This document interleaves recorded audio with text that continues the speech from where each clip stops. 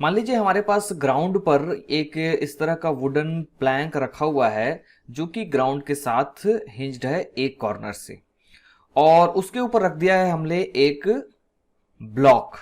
तो अगर हम इस ब्लॉक पर लगने वाले फोर्सेस को अगर एनालाइज करें तो हम पाएंगे कि एक फोर्स इसके ऊपर लग रहा होगा ग्रेविटी का, इसका खुद का वेट।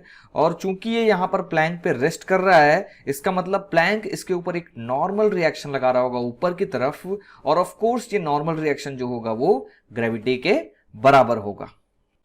सो इस कंडीशन में ये जो ब्लॉक होगा ये कंप्लीटली इक्विलिब्रियम में रहेगा, क्योंकि जो नॉर्मल फोर्स है इसके वेट को बैलेंस कर रहा है और हॉरिजॉन्टल डायरेक्शन में कोई भी ड्राइविंग फोर्स नहीं है। लेकिन क्या होगा कि अगर हम इस प्लैंक को इस हिंज के अबाउट रोटेट कर दें सो दैट फाइनली ये प्लैंक और ये ब्लॉक कुछ इस तरह से हो जाए सो दैट ये प्लैंक थीटा एंगल बना रहा हो हॉरिजॉन्टल से, तो हम देखेंगे कि ये जो फोर्स ऑफ ग्रेविटी है mg प्लैंक से परपेंडिकुलर ना लगकर एक ऑब्लिक एंगल पे लग रहा है, और इसकी वजह से इसके दो कंपोनेंट्स हो जाएंगे, एक अलोंग द प्लैंक और एक परपेंडिकुलर टू प्लैंक। हम ये पाएंगे कि ये ब्लॉक तो प्लैंक के परपेंडिकुलर मूव नहीं कर सकता, इस वजह से ये जो परपेंडिकुलर टू प्लैंक वाला जो कंपोनेंट है वो एक नॉर्मल रिएक्शन से बैलेंस हो जाएगा, जो कि ये प्लैंक इस ब्लॉक पर लगाएगा। लेकिन ये जो कंपोनेंट ऑफ फोर्स लग रहा है along the direction of Planck, इसको रोकने के लिए पीछे की तरफ एक फ्रिक्शन फोर्स प्रोवाइड करेगा ये प्लैंक इस ब्लॉक के ऊपर। और अगर ये एंगल सफिशिएंट है, मतलब हमने सफिशिएंट हाइट तक अगर इसे उठा दिया इस प्लैंक को, तो हम पाएंगे कि एक एंगल ऐसा आएगा जहां पर ये फॉरवर्ड फोर्स इस बैकवर्ड फोर्स को ओवरकम कर जाएगा और फाइनली ये ब्लॉक आगे की तरफ मूव करने लगेगा। सो फाइनली सिचुएशन कुछ इस तरह की रहेगी कि ये ब्लॉक इस प्लैंक के ऊपर मूव करने लगेगा विथ कांस्टेंट वेलोसिटी। सो ये जो एंगल अभी बना रहा है प्लैंक, जिस समय ये जो फॉरवर्ड फोर्स है mg का कंपोनेंट वो फ्रिक्शन फोर्स को जस्ट बैलेंस जिस समय कर जाए, तो ये जो एंगल ऑफ प्लैंक ये कहलाता है एंगल ऑफ फ्रिक्शन या एंगल ऑफ रिपोज। सो आगे चलते हैं और इसी से रिलेटेड कुछ कैलकुलेशंस करते हैं। तो सबसे पहले इस फोर्स ऑफ ग्रेविटी का कंपोनेंट अगर हम लोग निकालने जाएं अलोंग द प्लैंक और परपेंडिकुलर टू प्लैंक, तो उसके लिए हमें चाहिए ये एंगल्स।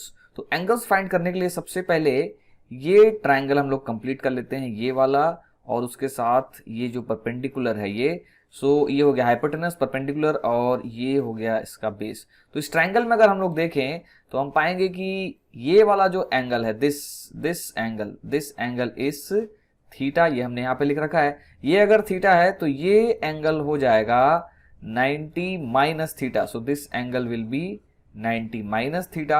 और अगेन आप देख सकते हैं कि ये यहां पर परपेंडिकुलर है, this line is perpendicular to plane, so this is again 90 और उसमें से 90 माइनस थीटा हटा देंगे तो ये जो एंगल हो जाएगा finally this will become theta again. So बाकी चीजों को क्लियर करके हम ये लिख लेते हैं कि हमने ये वाला एंगल फाइंड कर लिया है विच इज थीटा। सो बाकी चीजों को मैं क्लियर कर देता हूं और यहां पे हम लोग लिख लेते हैं दिस एंगल इज थीटा। तो अगर ये एंगल थीटा है सो ये mg का जो कंपोनेंट हो जाएगा इस डायरेक्शन में परपेंडिकुलर टू प्लेन, ये हो जाएगा mg cos थीटा, और अलोंग द प्लैंक ये हो जाएगा mg sin theta.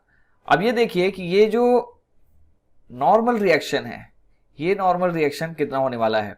So block तो इस प्लैंक के परपेंडिकुलर मूव नहीं करने वाला, इसका मतलब इस डायरेक्शन में नेट फोर्स जीरो होना चाहिए। ग्रेविटी का ये जो कंपोनेंट है mg cos थीटा, इसको इस नॉर्मल के बराबर होना पड़ेगा, इसका मतलब normal will be equal to mg cos theta. और अब फाइनली देखते हैं कि ये जो फ्रिक्शन का फोर्स है जो पीछे की तरफ लग रहा है ये कितना होना चाहिए।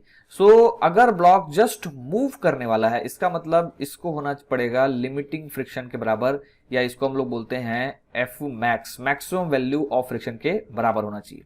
और जो मैक्सिमम वैल्यू ऑफ फ्रिक्शन जो होता है वो होता है mu times N, where mu is coefficient of friction between block and the plank and N is this normal reactions. तो ये वैल्यू अगर हम लोग पुट कर दें तो ये हो जाएगा mu and that multiplied by normal reaction is mg cos theta। And that should be equal to, finally देखिए ये जो फ्रिक्शन फोर्स है this has been overcome by M G sine theta, मतलब इस mu M G cos theta को M G sine theta के बराबर होना पड़ेगा, तभी ये ब्लॉक मूव करेगा आगे की तरफ। यहां पे देखेंगे कि m और g कैंसिल हो जाएंगे, और अगर हम लोग cos थीटा को ट्रांसफर करते हैं राइट साइड में, सो म्यू की वैल्यू आ जाएगी finally, and that will be equal to tan theta, and theta can be written as tan inverse mu. So यही वो एंगल ऑफ फ्रिक्शन है या एंगल ऑफ रिपोज है जो हम लोग यहां पर सर्च कर रहे थे। सो यहां पर ये चीज हम लोग नोट कर सकते हैं कि अगर म्यू बहुत कम रहेगा तो थीटा भी कम रहेगा, और म्यू अगर ज्यादा रहेगा सो थीटा भी ज्यादा रहेगा। इसको ऐसा समझिए, मान लीजिए म्यू बहुत ही कम है, क्लोज टू जीरो है, तो प्लैंक को जब थोड़ा सा ही उठाएंगे तो थीटा बहुत ही छोटा रहेगा, तब भी ब्लॉक स्लाइड करने लगेगा। लेकिन अगर ये सरफेस रफ है, प्लैंक और ब्लॉक का कॉन्टेक्ट सरफेस, तो थीटा हमको काफी ज्यादा रखना पड़ेगा, तब जाकर ये ब्लॉक मूव करेगा।